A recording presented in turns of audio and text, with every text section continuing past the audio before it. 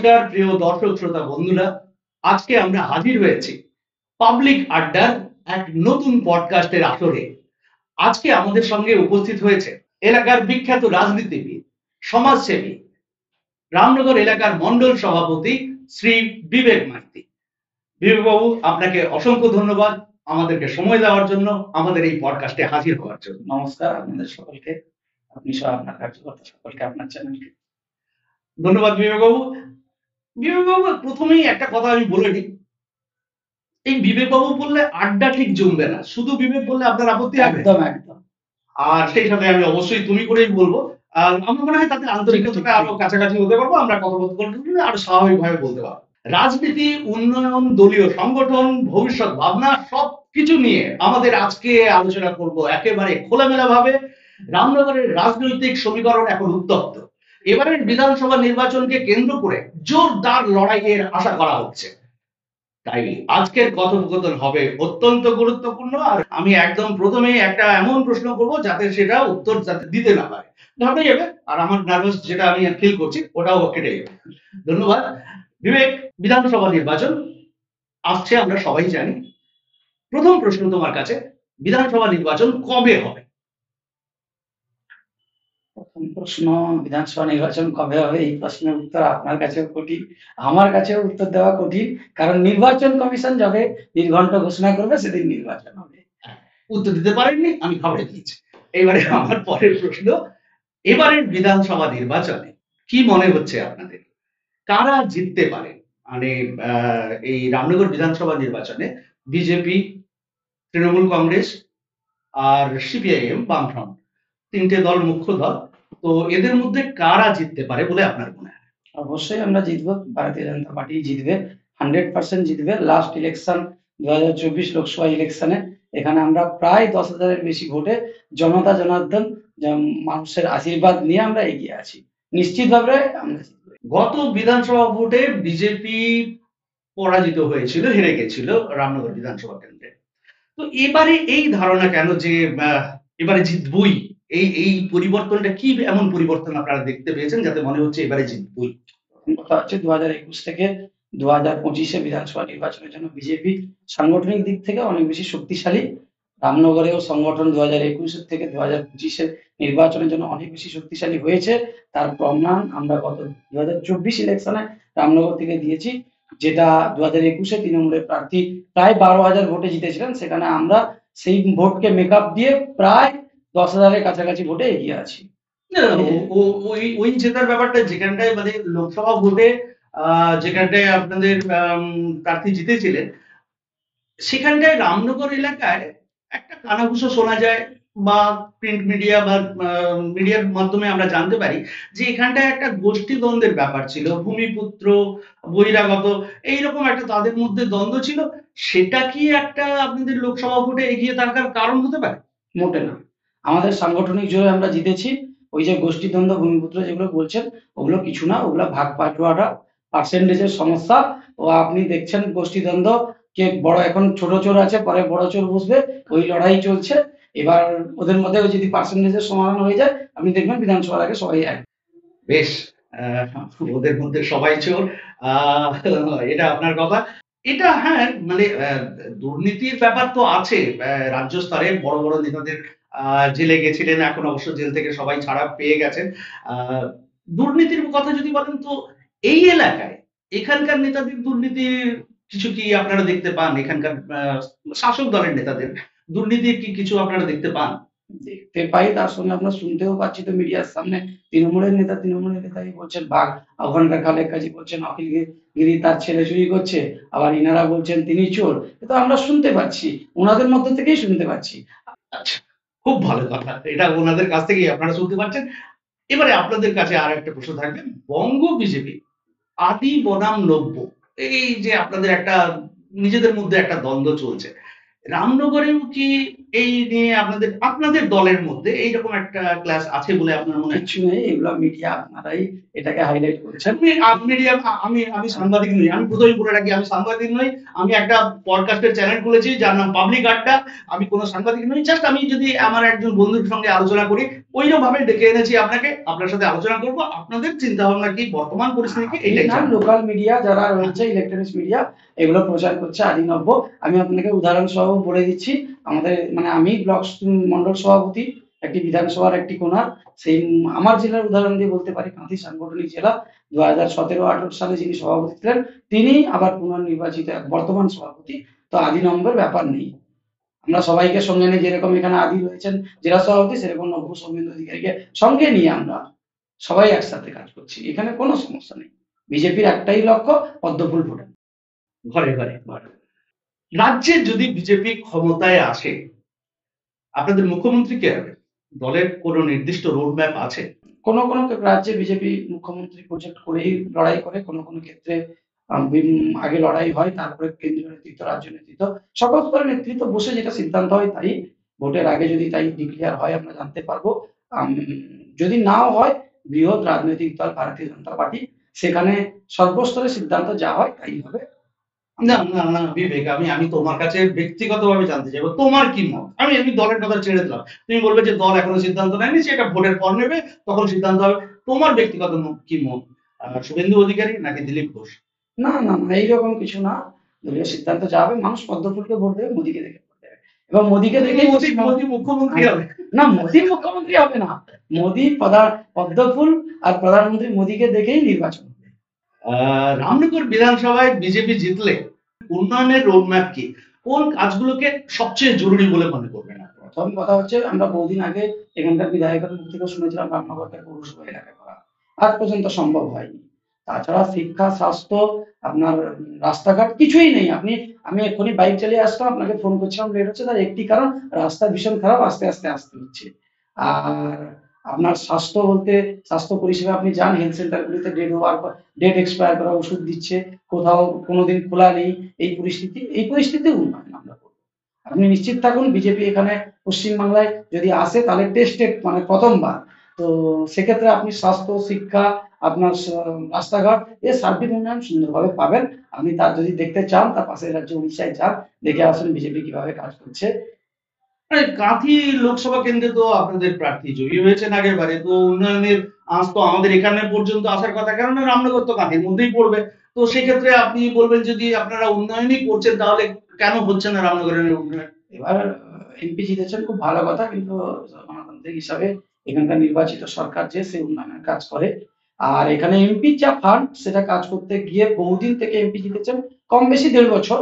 তো তাতে উনি কাজ করতে গিয়ে আপনার ডিএম অফিসে অ্যাপ্লাই করার পরেও সেটা গড়িমসির কারণে এতদিনে কাজ শুরু হয়েছে। প্রায় প্রতিটি পঞ্চায়েতে, গ্রাম যেহেতু অন্ধকারচ্ছন্ন হয়, প্রতিটি পঞ্চায়েতে একটি করে, দুটি করে কোটা থেকে লাইট, যেখানে জলের সমস্যা আছে 1-2টা সাবমার্সিবল, এগুলোই হচ্ছে। বড় কোনো প্রজেক্টের কথা আমরা ভাবনা চিন্তা করছি, কিন্তু সরকারের অসহযোগিতার কারণে এমপির কাজ অনেকটা পিছিয়ে ছিল।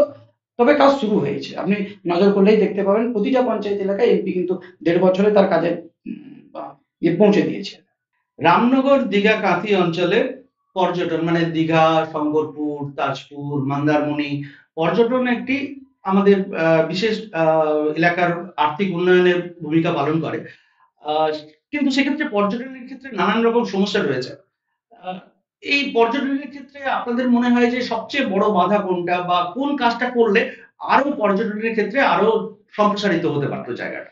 প্রথম কথা হচ্ছে, এখানে আমরা বহুদিন থেকে শুনছি আপনার তাজপুর বন্ধ, তাজপুর বন্ধ, আজ পর্যন্ত সফল হয়নি। আর আমার মনে হয় মুখ্যমন্ত্রী এই টার্মে সফল করতে পারবেন বলে আমার মনে হয় না। আমরা ওই ডায়লগে নয়, করে দেখাবো। আমরা উম, সম্প্রসারণ, আমরা কালকেই কোনো একটা নিউজ চ্যানেলে দেখছিলাম, নিউজ পেপারে, দৈনিক পেপারে দেখছিলাম, আপনার বাইপাস হওয়ার কথা, যেটা রামনগর দীঘা বাইপাস, সেই বাইপাসের কেন্দ্র সরকার টাকা ফেরত চেয়ে নিয়েছে, হ্যাঁ, এ পর্যন্ত রাজ্য সরকার জমি অধিগ্রহণ করতে করতে পারে। পারেনি, এটা আরো আমিও দেখেছি। আরো একটি উদাহরণ আমি আপনাকে বলি, আমরা বহুদিন থেকে দাবি করে আসছি, কেন্দ্র সরকার বারবার চিঠি করছে আপনার দীঘার সঙ্গে জলেশ্বর রেল লাইন যুক্ত করার জন্য। সরকার যদি জমি অধিগ্রহণ না করার জন্য আজ পর্যন্ত এই কাজগুলি করে আছে। তো সেক্ষেত্রে আমরা বলছি সার্বিক উন্নয়ন ব্যাপকভাবে হবে। দীঘা পর্যটন কেন্দ্রের মতো পর্যটন কেন্দ্র। মৎস্য শিকার মানে সমুদ্রে ট্রলার লঞ্চ এসব নিয়ে যারা মাছ ধরেন, তারপরে পর্যটন তো বললাম, ক্ষুদ্র শিল্প, এসব ক্ষেত্রে অর্থনৈতিক উন্নয়নের জন্য বিজেপি ঠিক কি কি পরিকল্পনা করছে বা রেখেছে? এখানকার লোকাল অর্থনীতি বলতে আপনার কাজু, পান, মাছ এগুলো নিয়েই চলে লোকাল অর্থনীতি। এবার আপনি কাজু, আন্তর্জাতিক বাজারে কাজুর গুরুত্ব নেই, আমরা সেটা তুলে ধরার চেষ্টা করব। কাজু যাতে এখানে কৃষকরা, ব্যবসায়ীরা অর্থ পান, তাদের অর্থ পান। আর আপনার পান, পানও কিন্তু আপনার আন্তর্জাতিক বাজারে কিন্তু পানের গুরুত্ব, রামনগরের পানের ভীষণ নাম আছে, কিন্তু আন্তর্জাতিক বাজারে ফুটে ওঠে না। এটা আমরা চেষ্টা করব, বিজেপি সরকার এলে চেষ্টা করব যে এখানে পান, ধান বা মাছের যে ব্যবসা, এখানে যারা শ্রমিক তারা যাতে প্রকৃত মূল্য পান তার ব্যবস্থা আমরা নিশ্চিত করব ক্ষুদ্র শিল্পের উন্নয়নের জন্য। লোকাল ফর ভোকাল যেটা আমরা বলে থাকি, লোকাল ফর ভোকালে আমরা জোর দেবো। বিরোধীরা বলে, মানে তৃণমূল বলুন, সিপিএম বলুন, ওরা বলে যে বিজেপি ধর্মীয় মেরুকরণের রাজনীতি করে। হ্যাঁ? আপনারা বলছেন আপনারা দুর্নীতির বিরুদ্ধে লড়াই করেন, কোনটা আপনারা অগ্রাধিকার দেবেন? ধর্মনির্ভর রাজনীতি নাকি দুর্নীতি বিরোধী লড়াই? প্রথমত বিজেপি আদর্শগত দল, আদর্শেই জোর দেয়। সেকেন্ড হচ্ছে ধর্ম নিয়ে রাজনীতির কথা যেটা বলছেন, সম্পূর্ণ বিজেপির নামে বললে ভুল বলছেন। কারণ আপনি ধর্ম নিয়ে রাজনীতি দেখলে কিন্তু দেখতে পাবেন আপনার একটি সম্প্রদায়ের ভোট 100% কিন্তু তৃণমূল পায়। সেক্ষেত্রে আপনি বিজেপিকে কি করে সাম্প্রদায়িক করবেন? সাম্প্রদায়িক যদি বলতে হয় না, তৃণমূল না, তো মুসলমানদের ভালো লাগে তারা তৃণমূলকে দেয়, বুঝতেই না, পারছেন। মোটে ভালো লাগে না। এখানে তো আপনার মুসলমানকে ভয় দেখিয়ে, আপনি দেখুন আজকে বিহার নির্বাচনে মুসলমানরাই চিৎকার করছে ওয়াকফ যে আইন তাতে আমি খুশি, আর এখানকার মুসলিমদের মমতা ব্যানার্জি ভয় দেখাচ্ছেন তোমাদের ওয়াকফ মোদি নিয়ে নিয়েছে। এভাবে ভয় দেখিয়ে মুসলমান সম্প্রদায়ের ভোটটাকে সাম্প্রদায়িক কথার মাধ্যম দিয়ে গুছিয়ে নেন। সাম্প্রদায়িক তৃণমূল আমরা না, আমরা মোদিজির কথাই বিশ্বাসী, সবকা সাথ সবকা বিকাশ সবকা বিশ্বাস। কথায় মানে আমি অন্যান্য রাজনৈতিক দলের নেতাদের মুখে মানে ওই টিভিতে ইত্যাদিতে আমি দেখেছি যে মন্দির করার থেকে একটা কলেজ বানানো অনেক জরুরি। রাম মন্দির কি সেইভাবে মানুষের ওই শিক্ষা সংস্কৃতির প্রসারে সেই ভূমিকা নিতে পারবে না? এক্ষেত্রে আপনি যদি বলেন তাহলে আমি বলবো কর্মসংস্থান আগে, আর মন্দির আধ্যাত্মিকতার পাঠ। আপনার মন্দিরের সঙ্গে কর্মসংস্থানের আপনার বনাম হয় না, মানে পার্থক্য হয় না। সেক্ষেত্রে মন্দির, রাম মন্দির বিজেপি করেছে, কোথাও সরকারের একটুকু অর্থ নেয়নি। আপনার আমার প্রত্যেকের সহযোগিতায় হয়েছে, সেখানে সরকার একটি টাকাও বরাদ্দ করেনি। কিন্তু এখানে আপনি যদি বলেন মমতা ব্যানার্জি হিন্দুদের খুশি করতে আপনি সরকারি কোষাগার আপনার রাম মন্দির করেছেন, উনি জগন্নাথ মন্দির না, করেছেন। রাম মন্দির বিজেপি করেছে, কোনো প্রকার সরকারের অর্থ নেয়নি। সেখানে আপনার জনসাধারণের দানের টাকায়। আর এটা কি সরকারি টাকা? হ্যাঁ, একদম সরকারি টাকায় 200 কোটি না 300 কোটি টাকা সরকারি টাকা, যেখানে একটা কলেজ হতে পারতো, যেখানে ভালো রাস্তা হতে পারতো, যেখানে শিক্ষার ক্ষেত্রে উন্নয়ন হতে পারতো, সেই টাকা এখানে নিয়োগ করেছে। মন্দির আধ্যাত্মিকতার পাঠ, আর মন্দির সরকার আপনাদের ক্ষেত্রে আধ্যাত্মিকতা আর মমতা বন্দ্যোপাধ্যায়ের ক্ষেত্রে আধ্যাত্মিকতা না? না, আমরা একদম না বলছি না, নয়। আমি বলছি আপনি সরকারি টাকায় কেন করছেন? এখানকার মানুষের দানে মন্দির হলে সেক্ষেত্রে সবাই খুশি হতো। আর এটা তো মন্দির বলা যাবে না, আমরা যেটা দেখেছি ওখানে ওই ব্যানারও লাগানো আছে, সাংস্কৃতিক কেন্দ্র কেন্দ্র এরকম কিছু আমি নিজে গিয়ে দেখে এসেছিলাম। গেছিলেন তো? হ্যাঁ, না গেছিলাম বলতে মন্দিরে যাইনি, রাস্তায় যেতে আপনি দেখবেন। মানে আমি সিরিয়াসলি বলছি আজ পর্যন্ত এখানে যাইনি। আরেকটা কথা আছে, বিরোধীদের কথা, বিজেপির ওয়াশিং মেশিন। যে দল থেকেই দুর্নীতি করে এসো, তুমি বিজেপিতে চলে এসো, বিজেপির ওয়াশিং মেশিনে ঢুকলে একদম তুমি পরিষ্কার হয়ে বেরিয়ে যাবে। তো এই ব্যাপারে কি বলবেন? ওয়াশিং মেশিন বলে কিছু হয় না। ভারতবর্ষের প্রতিটা মানুষের গণতান্ত্রিক অধিকার রয়েছে তার পছন্দ মতো রাজনৈতিক দল করা। এক্ষেত্রে আপনি বিজেপি দুর্নীতির ব্যাপারে খুব স্ট্রং। আপনি আজকের একটা উদাহরণ দিয়ে বলছি, রাজস্থানে কোনো একজন এমএলএ, আমি যদিও নামটা এক্ষুনি কোট করে বলতে পারছি না, উনি অস্ত্র আইনে অভিযুক্ত ছিলেন, দল থেকে বহিষ্কার করেছে। রাজস্থানের বিজেপি সরকার সেখানে বিজেপির এমএলএ কে বহিষ্কার করেছে। দুর্নীতির ব্যাপারে বিজেপি খুব স্ট্রং। শুভেন্দু, আমি সোজা কথা বলছি, শুভেন্দু অধিকারী তাকে বিজেপিতে যোগ দেওয়ার পর তার বিরুদ্ধে না ইডি না সিবিআই কোন রকম তো তদন্ত হয়নি, বলুন এই ব্যাপারে। আমি বলছি শুভেন্দু অধিকারী, সেই নারদা ক্লিপ বলুন যা বলুন, তৃণমূলে থাকার সময় ঘটেছিল। আচ্ছা, তৃণমূল যারা চিৎকার করে বলছে তারা তৃণমূলে থাকার সময় কেন করেনি? আজ বিজেপিতে এসেছে বলে বলছে তাই কারণে? হ্যাঁ, ওইটাই তো, যে বিজেপিতে গেলেই বিজেপির ওয়াশিং মেশিনে ক্লিয়ার, তোমার বিরুদ্ধে আর কোনো অভিযোগ থাকবে না। ইডি সিবিআই আপনার স্বতন্ত্র সংস্থা, তাদের মতন করে তদন্ত করছে। যদি শুভেন্দুবাবুর বিরুদ্ধে কোনো অভিযোগ থাকে সেটা হবে, সেক্ষেত্রে আমার কোনো বক্তব্য নেই, সেটা স্বতন্ত্র সংস্থা ED CBI, ED CBI BJP নয়। বিরোধীরা অবশ্য বলে বলে সে আমার কথা নয়, আমি যাই বলছি বিরোধীদের কথা। আপনি বলছেন যে ভূমিপুত্র আর বহিরাগত এটা আপনাদের ক্ষেত্রে সমস্যা নয়, আপনারা নিজেদের সংগঠনের জোরে মানুষের মনে বিজেপির প্রতি যে আগ্রহ তৈরি করতে পেরেছেন, তার জন্যই আপনারা গত লোকসভা ভোটে ওই পরিমাণ ভোট পেয়েছেন। তো এবারে কি মনে হচ্ছে যে ভোটের সংখ্যা আগের বারে যা মানে ওই লোকসভা ভোটের নিরিখে তার থেকে ছাপিয়ে যাবে নাকি? আমরা 10,000 লিড ছিল, কম বেশি 20,000কে ছাপিয়ে সেই সাংগঠনিক শক্তি বিজেপির আছে। ওদের আদিনব্য ওই সরি ভূমিপুত্র বনাম বাইরের থেকে ওই তত্ত্বে আমরা কিছুই যাচ্ছি না। এবারে কিন্তু একজোট হয়ে যাবে। ওরা ওরা একজোট হবে, ওই তো বললাম আপনার পার্সেন্টেজের ভাগাভাগি ঠিক হয়ে গেলে একজোট হয়ে যাবে। ও পার্সেন্টেজ নিয়ে সমস্যা। গত বিধানসভা ভোটে আপনাদের 77 জন বিধায়ক ছিলেন, রাইট? দলবদল করেছেন অনেকেই, অবশ্যই তৃণমূলে গেছেন। কিভাবে দেখছেন ব্যাপারটাকে? সংগঠন এতে ক্ষতিগ্রস্ত হচ্ছে কি হচ্ছে না? এই প্রশ্ন মনে হয় আপনি কালকে ওই মুকুল রায়ের ব্যাপারে রায় হওয়ার আগেই করেছিলেন। মুকুল রায়ের বিধায়ক পদ খারিজ হওয়ার পরে আপনি যদি এই প্রশ্ন তৈরি করতেন, আপনার এই প্রশ্ন আসতো না। আপনি দেখতে পেয়েছেন বিধায়ক পদ কিভাবে খারিজ হয়েছে, যারা দলবদল করেছে তাদের বিরুদ্ধেও ভারতবর্ষের সংবিধান অনুযায়ী ব্যবস্থা হবে। এদের সংগঠন কোনো রকম দুর্বল হবে না, অনেক বেশি শক্তিশালী বিজেপি হয়েছে। মানুষ পদ্মফুলের সাথে আছে, মোদির সাথে আছে। মোদির সাথে আছে মোদি অর্থাৎ কেন্দ্র, এদিকে আপনাদের রাজ্য নেতৃত্ব, আবার স্থানীয় নেতৃত্ব, 3 স্তরের সিদ্ধান্তের মধ্যে কি সমন্বয় রয়েছে?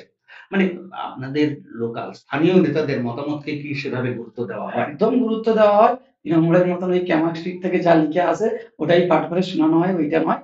এখানে স্থানীয় স্তরের নেতাদের গুরুত্ব না পেলে আপনার বলুন, আজকে হাজারে হাজারে কর্মী কেস খাচ্ছে, গুলি খাচ্ছে, মার খাচ্ছে, তারপরেও বিজেপিটা করছে কেন? কারণ এখানে গণতন্ত্র আছে, স্থানীয় স্তরের কার্যকর্তাদের মতামত অবশ্যই গুরুত্ব দেওয়া তার মানে বলছেন আপনাদের দলে দুর্নীতি হয় না? না হয় না। 100% আমরা রাত আমরা মোদিজির ওই না খাউঙ্গা না খানে দুঙ্গা ওই নীতিতে ওই বিশ্বাসী। নীতিতে বিশ্বাস।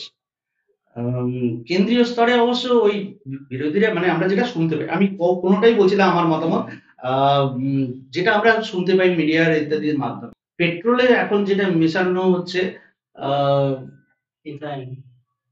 যেটার যে জিনিসটার কোম্পানির মালিক হচ্ছে আপনাদের নিতিন গডকারির ছেলে, 2 জন ছেলে, তাদের কোম্পানি থেকে ওইটা তৈরি হচ্ছে এবং পেট্রোলে মেশানো হচ্ছে, যার ফলে আহ, গাড়ি ক্ষতিগ্রস্ত হচ্ছে, লাভবান হচ্ছেন নিতিন গডকারির ছেলে।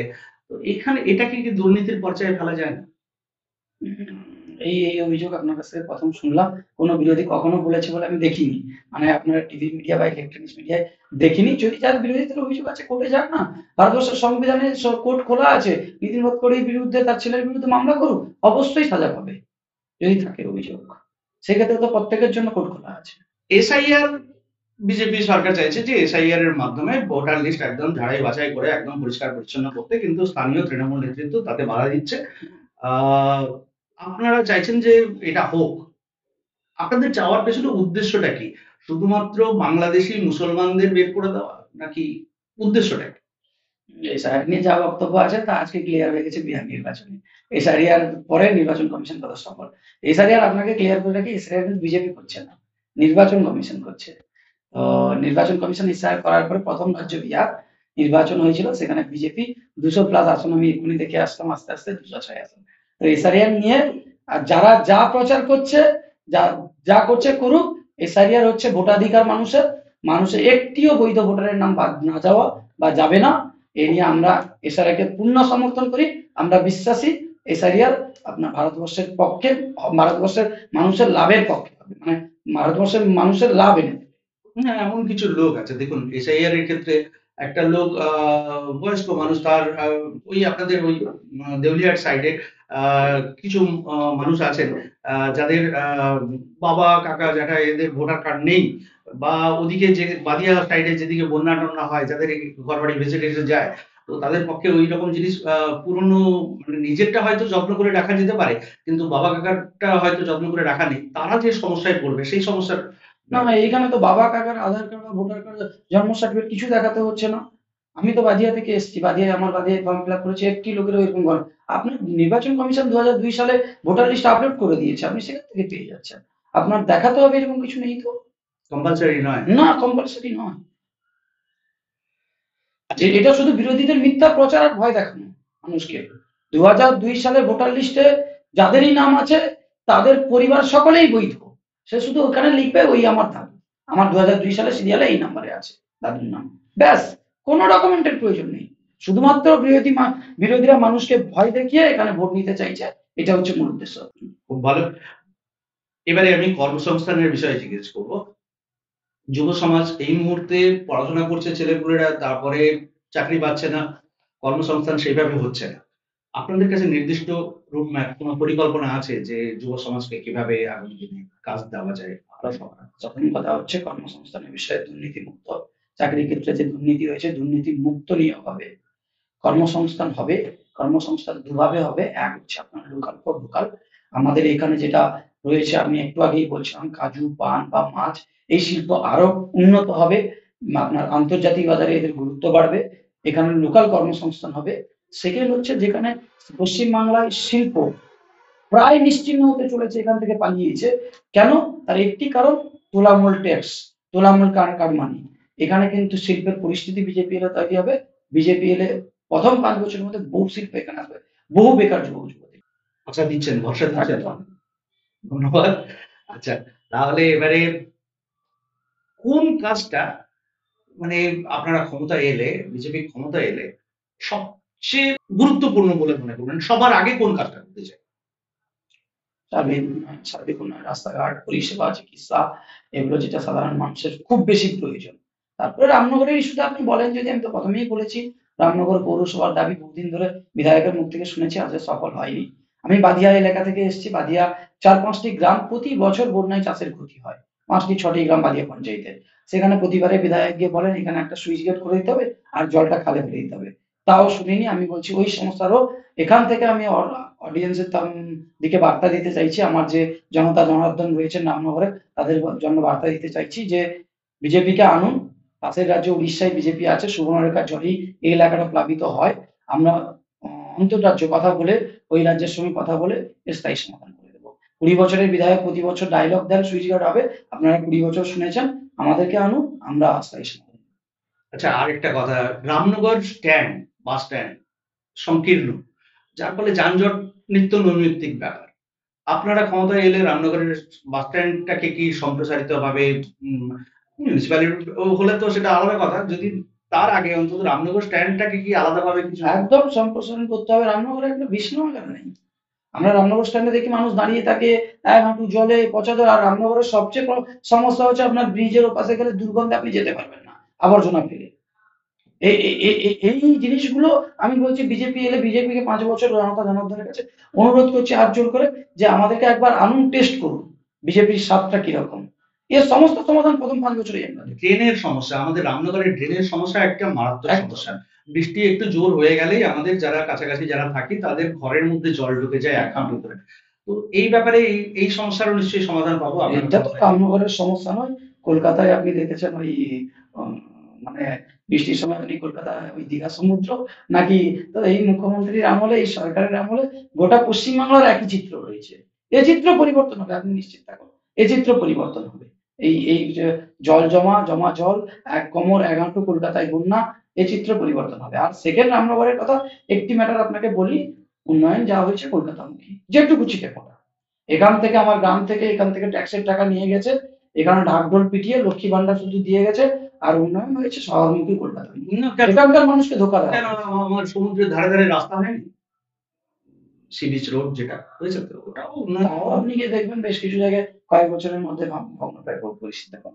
আমি রামনগর নাট্য সৃজন বলে একটি নাটকের সংস্থার কর্ণধার। তো আমরা দীর্ঘদিন ধরে স্থানীয় বিধায়ক আছেন, ওনাদের কাছে বরাবর দরবার করে এসেছি যে আমাদের এখানটায় একটি অডিটোরিয়াম দরকার, যেখানটায় নাচ, গান, নাটক, বিভিন্ন সাংস্কৃতিক অনুষ্ঠান এই জাতীয় হতে পারবে। এলাকার কালচারাল অ্যাক্টিভিটি তাতে বৃদ্ধি পাবে, সাংস্কৃতিক মান উন্নয়ন হবে, এটুকু আমাদের ইচ্ছে, চাহিদা রেখেছি বরাবর।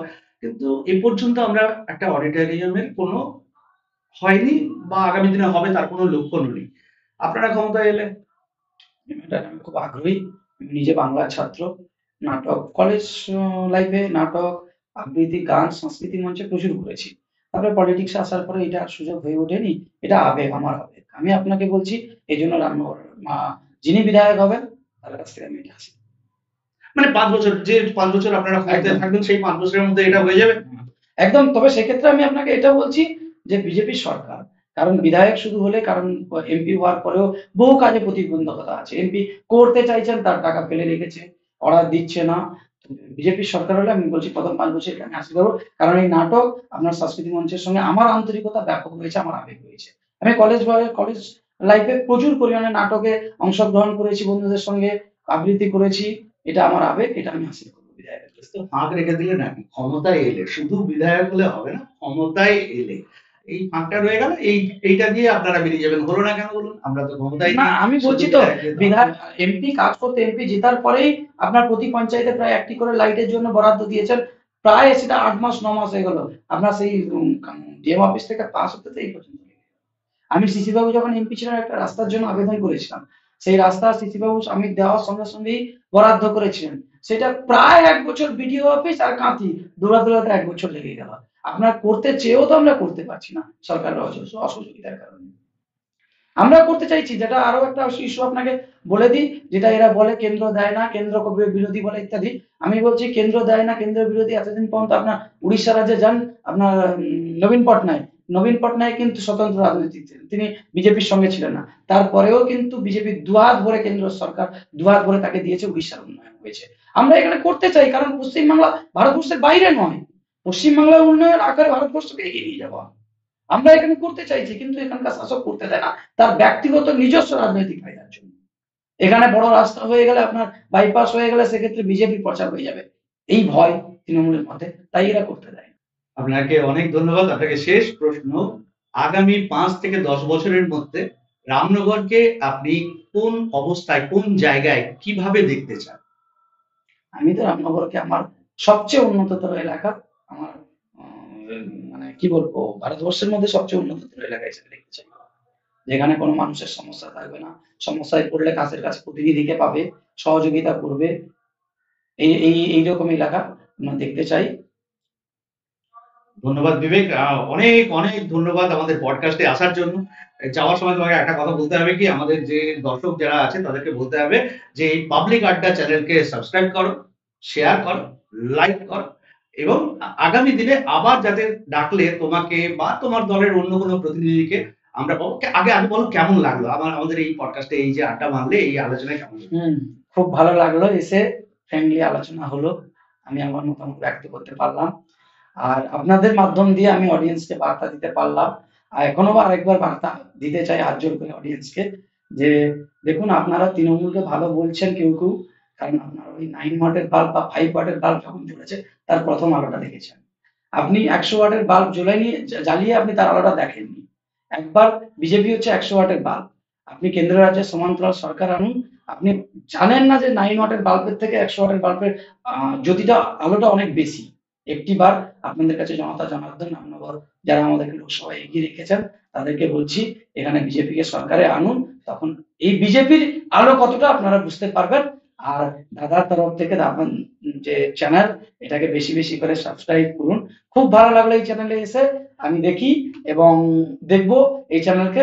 প্রত্যেকের কাছে অনুরোধ যে এই চ্যানেলকে সাবস্ক্রাইব করুন। ধন্যবাদ। করবেন কিন্তু, হ্যাঁ, সাবস্ক্রাইব করবেন, একদম। শেয়ার, লাইক, কোনোটা বাদ দেবেন না, শেয়ার, লাইক, সাবস্ক্রাইব।